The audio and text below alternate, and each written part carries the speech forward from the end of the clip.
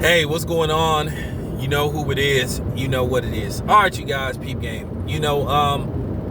This is just a response video to Too Raw for TV. Great content. Subscribe to this channel, Too Raw for TV. Look, this has always been a great conversation. You know, when you don't have more people bring up Kareem as the greatest basketball player of all time, and why don't you have him in the GOAT discussion alongside Michael Jordan, where everybody had Michael Jordan as the prohibited the prohibited greatest player of all time. No, you don't have to agree with that. Nike says he's the greatest player of all time. Well, I could put it to you this way. Financially, as far as revenue goes, he might be the most profitable athlete of all time. But then again, LeBron James is changing that. Because I'm going to get in deep with this Michael Jordan, Kareem Abdul-Jabbar. And I'm going to just talk about both of them. Look, at the end of the day, I do think it's a slap in the face that people don't have Kareem, at least arguably, in their GOAT discussion. I don't like the idea when you have some people that just say, hey, Kareem's the greatest of all time, and it's not Michael Jordan, and then you have people that try to tell you, well, that's not true. Why isn't it true? That doesn't make any kind of sense. First of all, Kareem was the most dominant basketball player in high school and in college. They changed the rule because of him. They changed rules in college because of him. They banned the slam dunk because he was so dominant. Okay? The sky hook, the most unstoppable, you know what I'm saying, shot out there. I mean, he could hit that from anywhere. All-time leading scorer. Multi-time MVP. He was a finals MVP. He was a multi-time league MVP. All-time leading scorer. So how could he not be in a discussion for the GOAT? But see, the thing is, why people dismiss the notion of Kareem being the greatest basketball player of all time, where his numbers say that he is, that he's at least in the discussion. Kareem played for 20 seasons. He played for 20 seasons, ladies and gentlemen. So you got to look at longevity as well. Okay, 20 seasons. Now, keep in mind, Kareem, this is something that people got to remember with Kareem. Kareem did not come out of high school and enter the NBA. Back then, you wasn't allowed. So you got to take that into account as well. LeBron James, more than likely, if he plays for another three or 4 years, he could possibly break that record, more than likely, if he stays healthy. But do LeBron James even want to go through the motions of doing that? You know? But Kareem's numbers speak for themselves. A lot of people didn't like Kareem because of his political stance. We all know what Kareem did when he wasn't playing basketball. Okay? He wasn't a media savvy guy. He wasn't a guy that couldn't wait to talk to the media. He talked with the media when it was necessary. He wasn't a guy that really liked to let you inside his private life. And that's his right. That's his right. But a lot of people resented that, you know, because he wasn't what you would call the most media savvy guy out there. He wasn't a guy that wanted a whole bunch of cameras in his face. He lived a very private life. When he was done playing basketball for that season, he was done playing basketball, he went home. I mean, Kareem appeared in a couple of movies, but he appeared in those airplane movies, but Kareem was primarily primarily a private person. But that's the real reason why a lot of people don't put him in the GOAT discussion. And some people will say, well, he didn't do well sometimes in the playoffs and all that kind of stuff. Man, he won a championship with Oscar Robertson in Milwaukee, man. Stop it. Stop it. You know, one man can't do it all. At the end of the day, you could have the best player on the best team, but he still need a team. The funny thing with this whole Michael Jordan thing, now this is what bothers me about the Michael Jordan thing. The way they promote Michael Jordan, you would think Michael Jordan won all those championships by himself. And I think that's the problem that some people like me have with Michael Jordan. Yeah, Michael Jordan is in the discussion. I have him and Kareem like number 1 and number 2. And depending on what mood I'm in, I have 1A and 1B. You could make it a tie. Michael Jordan did some great things. But let me tell you the real reason why everybody say that he's the GOAT. One of the real reasons. Because Michael Jordan complied with what David Stern asked him to do.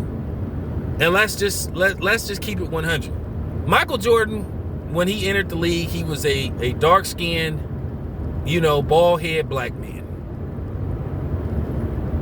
There was issues about could the league being, predominantly black be marketed to a mass audience.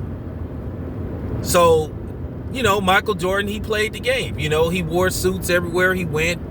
He articulated himself very well when he did interviews. He made himself open to the media. He did interviews and stuff. Yeah, and I'm going to tell you something. Michael Jordan, to this day, he regret this too also.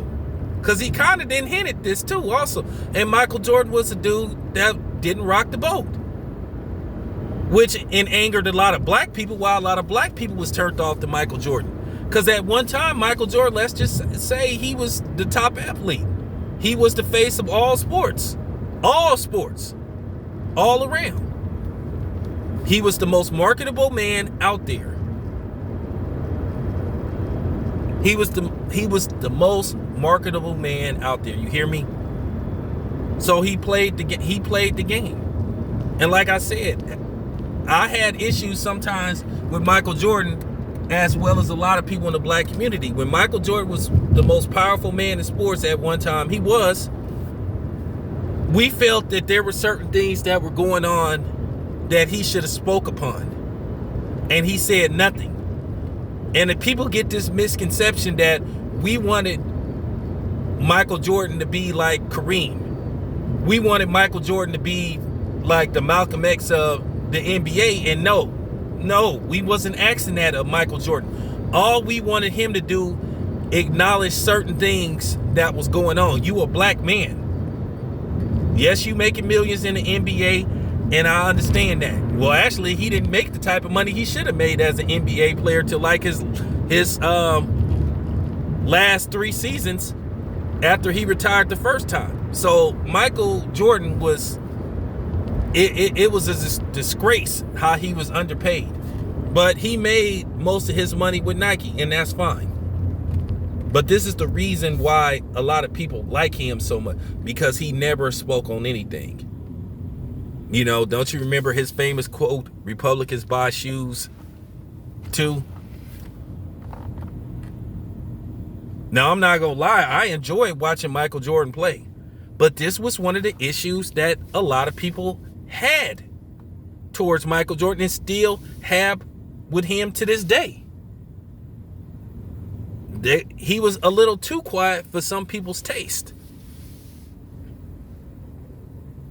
And then a lot of people didn't like what happened with Latrell Sprewell. A lot of people felt that, hey, he should have spoke up and said, hey, man, the dude deserved a second chance. Even though Latrell Sprewell eventually got back in the league, a lot of people didn't like the situation with Craig Hodges. Craig Hodges got ostracized out the league because he wore a dashiki to the White House. And he was a free agent, if I'm not mistaken. After that happened, he never got another job again. So a lot of people didn't like that. They were mad at Michael Jordan. It was like, hey, man, dude, do something. You're the most influential man in sports at the time. Without a question of a doubt. Even in retirement, Michael Jordan was still the most influential. Excuse me, got a cough. Nobody had more influence than Michael Jordan. From 1990 till 2000. Even when Shaq and Kobe came, nobody had more juice than Michael Jordan. Michael Jordan had clout. If he would have made phone calls and said stuff, shit would have happened. Because that's how much respect that people have for him. Michael Jordan made people billionaires. He single-handedly saved Nike. Nobody wasn't buying Nikes until he signed with them. And if you ask me,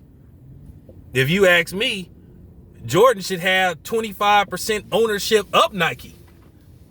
They should just write that man a check for $2 billion just on the strength because he single-handedly saved that company. But yeah,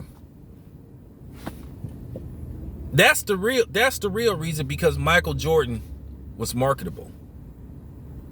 They made him marketable. He complied with what David Stern wanted from him. And that's one of the reasons why I don't like David Stern, why I never liked him, among other things. Okay? Because based off the fact when he died, they admitted what I knew anyway. That some of the stuff that David Stern initiated was because he was worried about white sponsorship. Which it just goes to show you, it don't matter how you dress or how you look. People gonna find a reason to prejudge black people, no matter what. But that's one of the real reasons why everybody say Michael Jordan is the GOAT. It's beyond basketball. It's about financial gain. He was the GOAT as far as financial gain for a lot of companies that he endorsed. The Gatorades, the McDonald's commercials, the Hanes. Okay? He made anything that Wheaties, anything he touched, it led to millions being made. Where Kareem, due to the fact he wasn't a marketable guy, he could have been, but he just wasn't into all that. You don't think Kareem should have got a shoe deal as good as he was? But that's the real reason why they say Michael Jordan is the GOAT. Because like I said, yes, Michael Jordan never lost the finals. He never went to a game 7. That is fact. But Michael Jordan never swept a team neither. He never swept a team. And as I keep saying, Michael Jordan got out just in time. He knew when he retired the second time to, you know what I'm saying? He knew to retire the second time because he knew the Spurs was coming. He knew the Lakers was coming. And he wasn't going to be able to beat those teams if they would have played. Eventually, Michael Jordan would have lost the finals. Because like I said before, how is Bill Russell not in this discussion? When people say, well, Michael Jordan got 6 rings. And I keep telling you, Bill Russell has 11 rings. And one as a player and a coach. Michael Jordan never did that.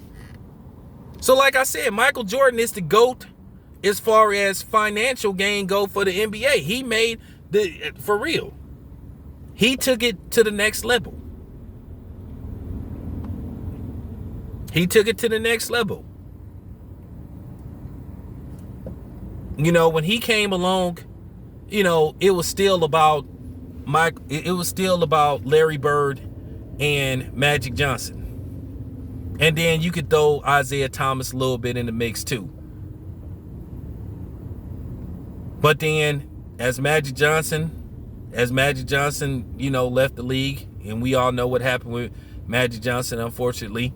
Then Larry Bird got to the point to where he just couldn't play anymore. They built the league around Mike. And Michael Jordan carried the league. He was the number one guy. Everywhere Michael Jordan played, the Chicago Bulls sold out. You know. So it wasn't just so much about what he did on the court, it's what he did off the court as well. So that's why they say he the undisputed GOAT, but you can make an argument that Kareem is the greatest player that ever lived. If you say Kareem is number one, you're not wrong. It's your right. The same way if you believe Michael Jordan is the greatest player, that's fine too. But when you totally dismiss that Kareem shouldn't even be in the same breath as Michael Jordan, that's absurd and that's preposterous. That's fanboy talk right there. So that's my opinion on that. You know, the whole Michael Jordan, Kareem Abdul-Jabbar discussion. Let me know what you think. This your boy Town Biz. I'm out.